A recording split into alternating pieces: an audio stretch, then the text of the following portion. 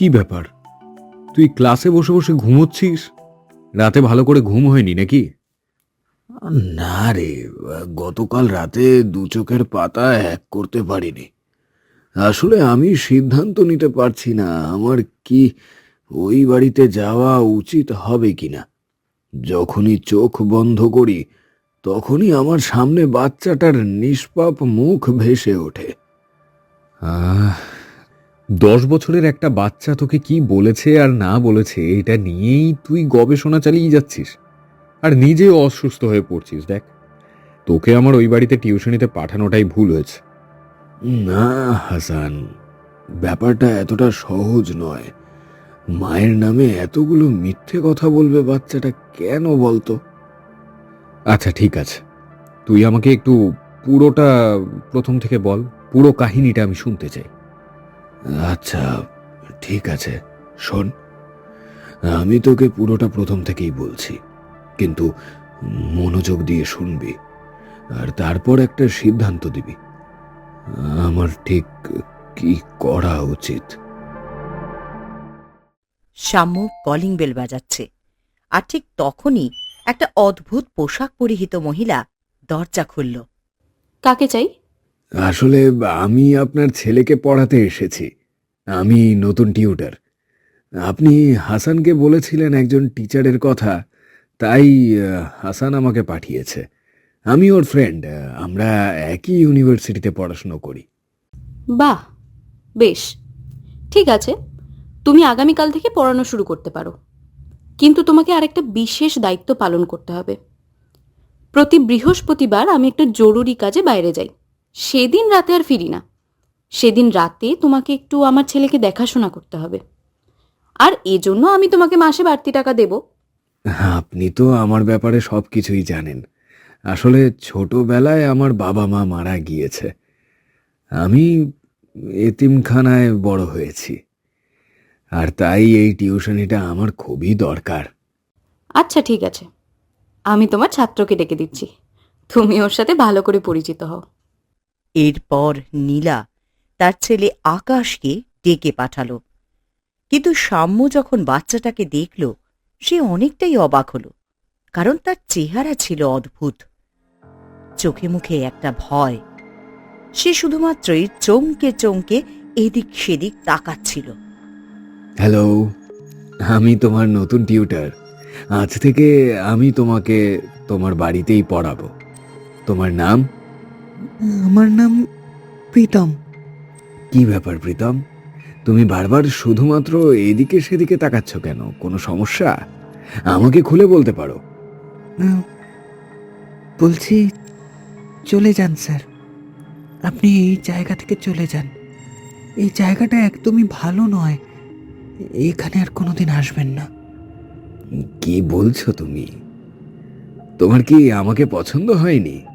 বিশ্বাস করো, আমি অনেক ভালো একজন টিচার, তোমাকে অনেক যত্ন করে পড়াবো। পড়াশুনো? আমি খুব বড় জোর আর 1 সপ্তাহ বেঁচে আছি। পড়াশুনো করে খুব একটা লাভ হবে না। আপনি এর চেয়ে বরং চলে যান।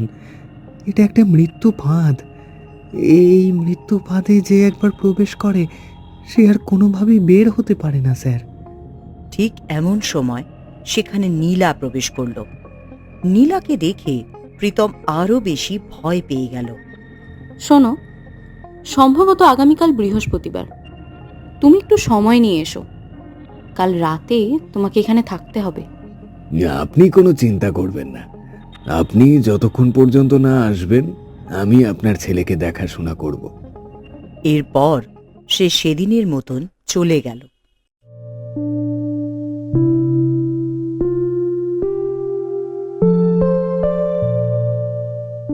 পরের দিন সকালবেলা শাম্য আবার প্রীতমকে পড়াতে গেল। কি ব্যাপার কি প্রীতম, তুমি যদি এভাবে বসে থাকো তাহলে তো আমি তোমাকে পড়াশুনো করাতে পারবো না। এইসব বাদ দিয়ে তুমি পড়াশোনায় মনোযোগ দাও, আর তোমার যদি কোনো সমস্যা থাকে আমাকে খুলে বলো। স্যার, আমি তো বললাম আমি আর মাত্র 7 দিন বাঁচব। আপনি কেন শুধু শুধু এখানে রয়েছেন? আপনি চলে যান স্যার, যদি বাঁচতে চান তাহলে এখান থেকে চলে যান। প্লিজ আপনি চলে যান স্যার। তোমার এসব বাজে বাজে কথা শোনার জন্যে আমি প্রস্তুত নই। তুমি দয়া করে এসব বাজে কথা আমার সাথে বলবে না। ওই খাতা নিয়ে পড়তে বসো। আমি জানি তুমি অনেক কঠিন সমস্যার মধ্যে দিয়ে গেছো গত 1 বছরে। তোমার 2জন ভাই বোন মারা গিয়েছে। আপনি ভুল বুঝছেন স্যার। আমার ভাই বোন মারা যায়নি, বরং আমার বোনটিকে মেরে ফেলা হয়েছে। ওকে আগুনে পুড়িয়ে মারা হয়েছে, আর আমার ছোট ভাইটিকে জলে ডুবিয়ে মারা হয়েছে। তোমার মানসিক চিকিৎসার প্রয়োজন। তোমার মা আসুক, আজকে আমি তোমার ব্যাপারে সমস্ত কথাই তাকে বলবো। ঠিক আছে, আমি এখনই প্রমাণ করে দিচ্ছি আমি কোনো মিথ্যে কথা বলছি না। আপনি আমার সাথে এক জায়গায় চলুন, আসুন। এরপর প্রীতম সাম্যকে নিয়ে মাটির নিচে একটা ছোট্ট ঘরে প্রবেশ করল। যখন সে ঘরের তালাটি খুলল, সাম্য অবাক হয়ে লক্ষ্য করল এই ঘরটা একটা অদ্ভুত ঘর। সেখানে ছিল মানুষসহ বিভিন্ন প্রাণীর হাড়গোড় রাখা। এই, তুমি আমাকে কোথায় নিয়ে এলে? এটা কোন জায়গা? আপনি তো আমার কথা বিশ্বাস করছিলেন না স্যার, আর তাই আমি আপনাকে প্রমাণ দিলাম। এটা এটা আমার মায়ের ঘর। এই ঘরে আমার মা শয়তানের উপাসনা করে। এই যে দেখতে পাচ্ছেন, এইগুলো হচ্ছে মানুষের হাড়। আর আমার মা পিশাচকে খুশি রাখার জন্যে তার নিজের 2 সন্তানকে হত্যা করেছে। সে যত নিজের কাছের মানুষকে হত্যা করবে, সে তত বেশি শক্তিশালী হবে। আগামী ঠিক 4 দিন পর অমাবস্যা, সেদিন রাতে আমার মা আমাকে হত্যা করবে।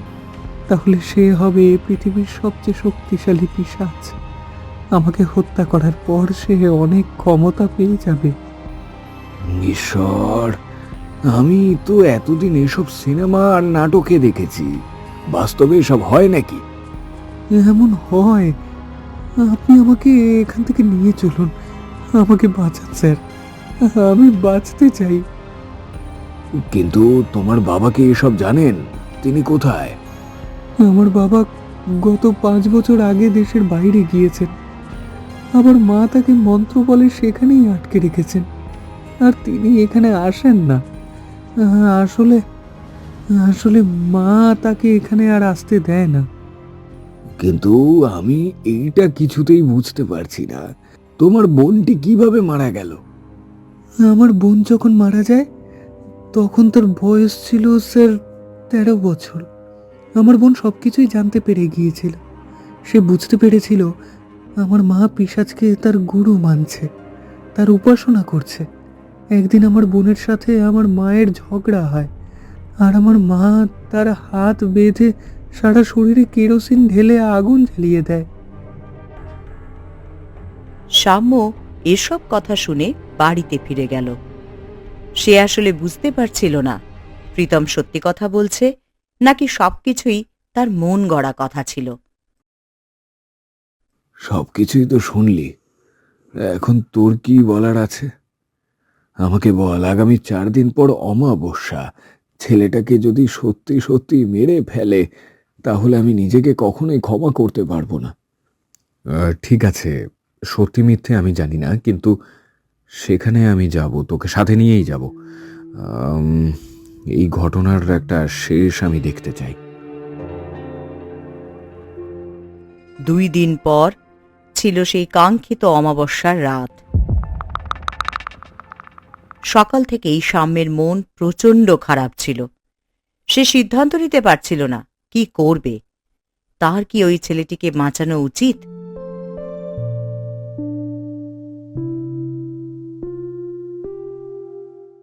সন্ধ্যাবেলা সাম্য আর ঘরে চুপ করে বসে থাকতে পারল না। সে হাসানকে নিয়ে ধীর পায়ে এগিয়ে গেল সেই বাড়িটির কাছে। চারিদিকে ঘুটঘুটে অন্ধকার। বাড়ির পিছনে একটা জায়গায় আলো জ্বলছিল। সাম্য যখন সেখানে গেল, দেখতে পেল একটি ভয়ঙ্কর দৃশ্য। প্রীতমকে একটি খাটের মধ্যে বেঁধে রাখা হয়েছে। প্রীতমের সামনে তার ডাইনি মা নিজের হাত কেটে রক্ত শয়তানকে খেতে দিচ্ছে আর চিৎকার করে বলছে, আজকে আমি আপনার কাছে নিজের সন্তানকে উৎসর্গ করছি। আপনি আমার এই উৎসর্গ গ্রহণ করুন। আমাকে আরো বেশি শক্তি প্রদান করুন। আমি আরো বেশি শক্তিশালী হতে চাই। প্রীতম বসে বসে প্রচণ্ড জোরে কাঁদছিল। তার সারা গায়ে অদ্ভুত একটা তীর লাগানো হয়েছে। কয়েকটি লোক তাকে ঘিরে ঘিরে নাচছে। সবার মুখ থেকেই রক্ত ঝরছিল। আর এমন সময় সেখানে গিয়ে উপস্থিত হলো সাম্য আর হাসান। আপনি কেমন মা? আপনাকে মা বলে ভাবতেও আমার ঘেন্না করছে, যে কিনা নিজের স্বার্থের জন্য সন্তানদের হত্যা করছেন। তুই তাহলে এসেছিস? আমি জানতাম তুই আসবি। তুই যে আমার ব্যাপারে খোঁজ খবর করছিস আমি সব জানি। আজকে আমি তোকেও প্রভুর কাছে বলি দেব, তাহলে আমার শক্তি দ্বিগুণ হয়ে যাবে। তোকে আমি ভয়ঙ্কর শাস্তি দেব। অপেক্ষা কর, অপেক্ষা কর। চারিদিকে অদ্ভুত একটা গন্ধ, রক্তের গন্ধে চারিদিক ভেসে যাচ্ছিল। আর চারিদিকে ছিল অদ্ভুত একটা ধোঁয়া। এই ধোঁয়ার মধ্যে সাম্যের দম আটকে আসছিল। আজকে থেকে তোর খেলা শেষ ডাইনি। তুই অনেকগুলো নিরীহ মানুষকে হত্যা করেছিস। নিজের সন্তানের রক্ত দিয়ে তুই খেলা খেলেছিস। এবার দেখ আমরা তোর কি করি। আমি অনেক আগে থেকে পুলিশকে খবর দিয়ে এসেছি। আমি জানতাম আমরা তোকে কিছুই করতে পারবো না। এবার দেশের আইন যা করার করবে। এরপর পুলিশ ডাইনিটিকে ধরে নিয়ে গেল। অপরদিকে প্রীতমকে পুলিশি হেফাজতে নেওয়া হলো। সরকার তার ভবিষ্যতের দায়িত্ব নিয়েছিল।